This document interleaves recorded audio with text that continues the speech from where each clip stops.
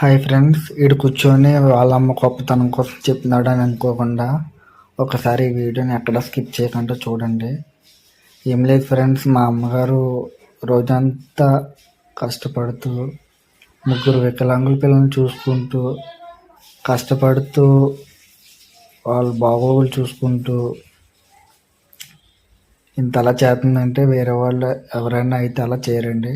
వీళ్ళు ఎప్పుడో పోతే బాగుండని అనుకుంటారు. నాకు తెలిసి మా అమ్మగారు అయితే అలా కాదు. మమ్మల్ని చూసుకుంటూ పైన చూస్తున్నారు కదా, వాళ్ళిద్దరూ నేను మమ్మల్ని చూసుకుంటూ వస్తుంది. ఇన్నాళ్ళు మా వల్ల ఏ పని మాకు ఇవ్వలేదు ఎవరు.